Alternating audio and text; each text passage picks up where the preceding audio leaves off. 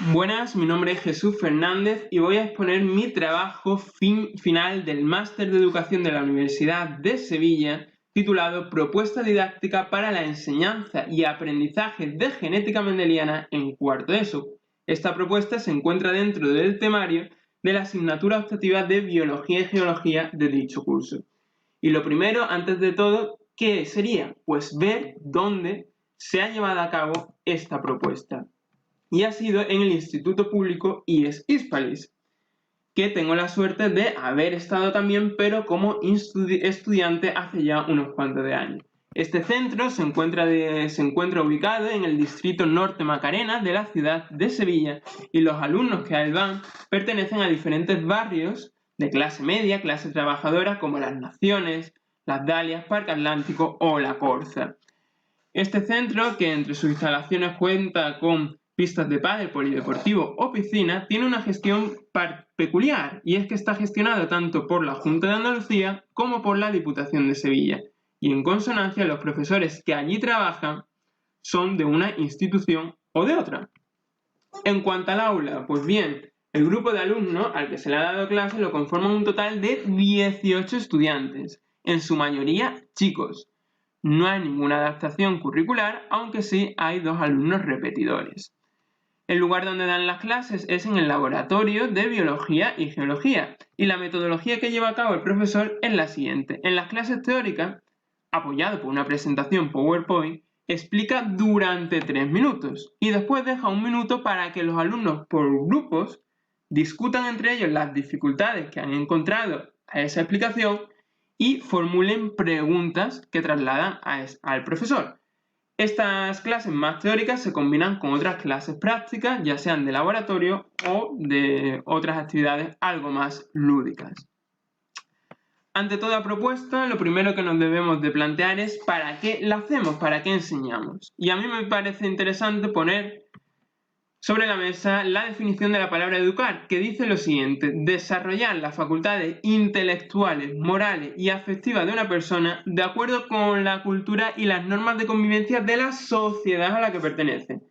Importante lo de sociedad, porque parece que se nos ha olvidado que estamos formando a personas que son ciudadanos de una sociedad, en ese modelo tradicional que siempre nos han inculcado, en el que solo se dan contenidos y más contenidos que hay que memorizar para plasmarlos en un examen.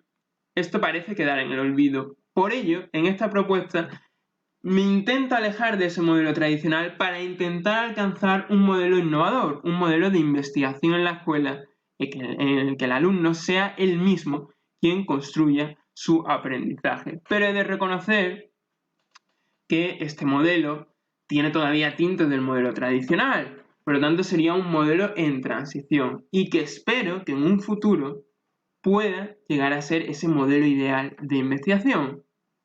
Y lo que se plantea aquí es un cambio, intentar cambiar ese modelo de educación. Lo primero que se hizo antes de contenido fue ver las ideas que tenía el alumnado acerca de esta temática concreta de genética mendeliana. Para ello, se realizó un cuestionario con un total de 7 preguntas abiertas. Este cuestionario se trató de ser lo más cercano posible a la realidad del alumnado y relacionarlo con cosas cotidianas para que viese que no era el típico examen. Una vez que lo realizaron, los resultados se analizaron. ¿Cómo? Pues bien, realizando escaleras de aprendizaje como la que aquí aparece, ¿no? En donde se organizan las diferentes respuestas que dieran los alumnos en niveles o estadios, desde el más lejano a la realidad hasta el más cercano. Poniendo una línea de partida, que es donde se encontraba la mayoría de alumnos, y la línea de llegada, que sería el nivel ideal a alcanzar. ¿Qué significarían los peldaños? Los obstáculos que tienen que superar los alumnos para llegar al nivel siguiente. Cuanto más grande sea el peldaño, significa que más grande también va a ser el obstáculo a superar. Entre las ideas principales que se reflejaba en este cuestionario, pues estaban, entre otras muchas, la creencia de que uno de los parentales aportaba más material genético que otro y que a eso se debía que un descendiente se pareciera más al padre que a la madre, por ejemplo, la dificultad en asociar lo macro con lo micro y viceversa, ver cómo se transmitían los genes en las diferentes generaciones. En cuanto al mundo de las plantas, costaba también mucho más trabajo ver que las características de las plantas también tenían una explicación genética y había cierta dificultad en realizar determinados cálculos. Estas ideas son bastante semejas a las que muestran diversos estudios realizados por diversos autores en diversas partes del mundo.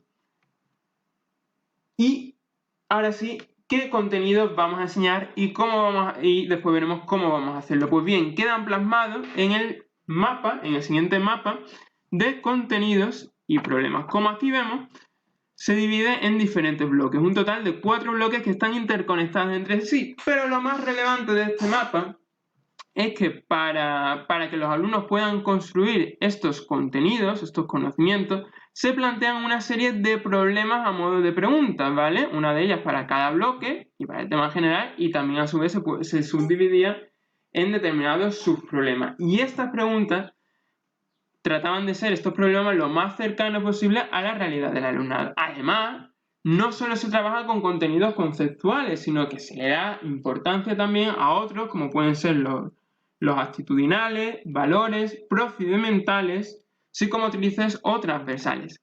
¿Y qué se ha tenido en cuenta para elaborar este mapa? 3 pilares básicos. Por un lado, las ideas del alumnado, se adecúan los contenidos a las ideas que antes hemos visto, pero siempre teniendo en cuenta la ley vigente que marca los contenidos que debe dar cualquier docente e intentando que esos contenidos sean los más cercanos posible a la cotidianidad del alumnado, es decir, que le puedan servir en su día a día. ¿Y cómo vamos a enseñar esos contenidos? Pues el modelo metodológico que se plantea es que a través de esos problemas que se han visto en el mapa, los alumnos elaboran unas hipótesis iniciales y que después, al realizar una actividad de contraste, la pone el profesor, a veces bebe más de la práctica y otras veces tiene más influencia teórica, puedan reelaborar de nuevo sus hipótesis al poner sus hipótesis iniciales en crisis. De ahí la palabra contraste. Este modelo metodológico se ha plasmado en una secuencia de actividades. Por ejemplo, aquí vemos para el problema 1 la secuencia de actividades que se ha destinado siguiendo este modelo y el tiempo que se ha designado para cada una de ellas. Y cada actividad, a su vez, se ha realizado una ficha en la que se expone de manera detallada qué es lo que se va a hacer en esa actividad, paso por paso, qué se va a tener en cuenta para evaluar o calificar al alumnado y los recursos necesarios para poder llevarla a cabo. Y ya que hablábamos de evaluación, siempre se ha entendido la evaluación como sinónimo de calificar, es decir, poner una nota numérica y ya está. Pero no, aquí queremos dar un pasito más y entender que no son lo mismo y que no solo se va a evaluar al alumnado, sino que también al docente y a la propia unidad didáctica. ¿Y cómo?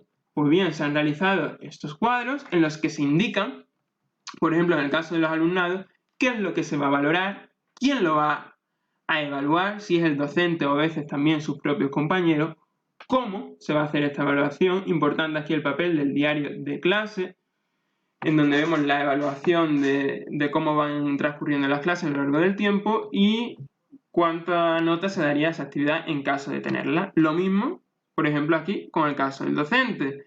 En este caso no solo se tiene que evaluar el propio docente cómo él ha actuado, sino que se debe de poner a la palestra, nunca mejor dicho, a la opinión de sus alumnos. Toda la finalidad de esta propuesta era llevarla a cabo en unas prácticas presenciales, pero como todos sabemos, el coronavirus entró en nuestras vidas y nos hizo cambiar todo. Y también la forma de enseñar, que pasó a ser de manera online. Por lo tanto, la propuesta didáctica hubo que reconstruirla al completo, como aquí se dice, darle una vuelta total de tuerca.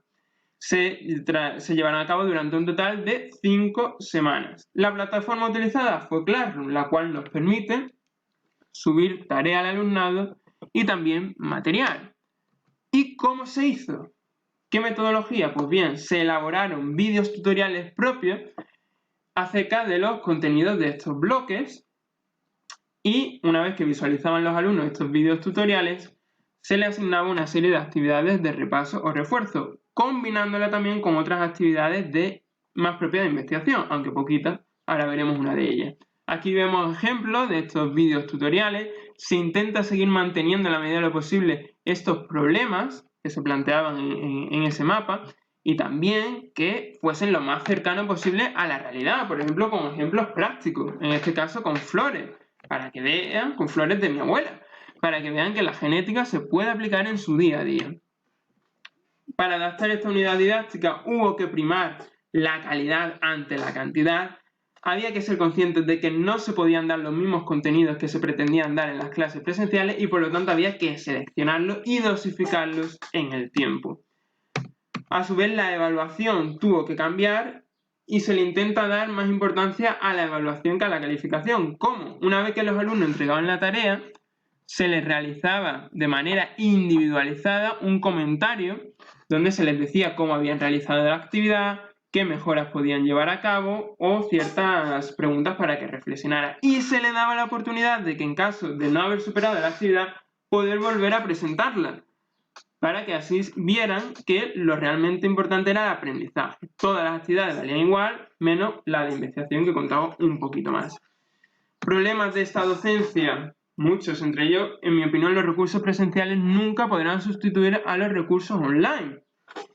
Y otro, bastante acusado, fue la participación. De los 18 alumnos, solo 2/3 solían entregar la tarea. Y en las últimas actividades vemos que este número disminuyó. Hasta en la última que hacer de carácter voluntario, solo 2 la presentaron. Una de las actividades de investigación que vas a analizar brevemente era la de realización de árboles genealógicos familiares.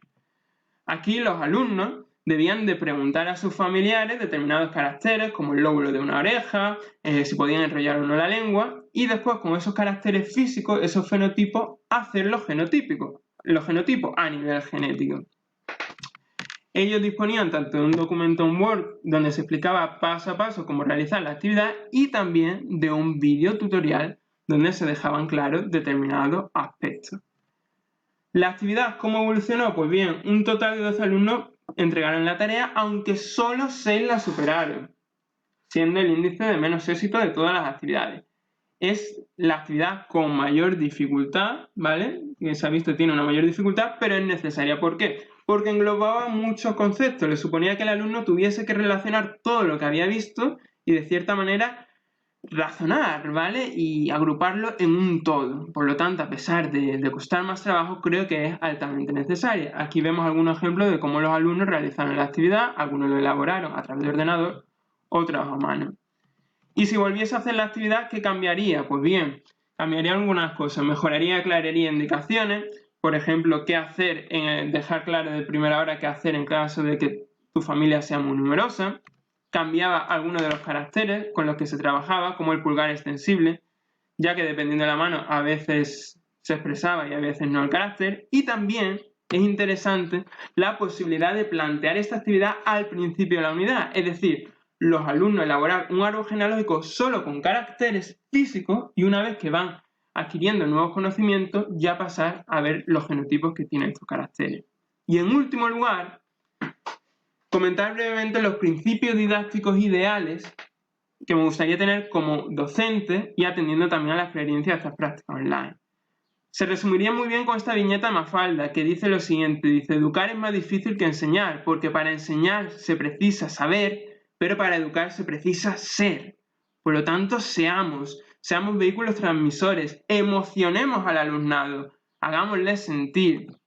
En relación a los objetivos y los contenidos, primar la calidad sobre la cantidad, priorizar los objetivos y las competencias en vez de los contenidos, utilizar las ideas previas para elaborarlos y favorecer la transdisciplinariedad, entre otros. En cuanto a la metodología, el profesor debe de actuar como un vehículo para que los alumnos alcancen esas competencias, incluir problemas, reformular las actividades que no han funcionado bien o utilizar el método científico. En cuanto a la evaluación, optar alternativas a los exámenes, una evaluación tanto al alumnado como al docente, pero también a la unidad didáctica, utilizar el diario de clase y no olvidar la relación profesor-alumnado, base, ¿no? Cercana, pero siempre manteniendo el respeto. Y para finalizar, ¿cómo adecuamos todo esto a la enseñanza online? ¿Cómo adecuar esos contenidos, esa evaluación, esa metodología, esa relación? Quizás sea el momento para sentarnos y reflexionar al respecto. ¿Cómo hacemos una mejor educación?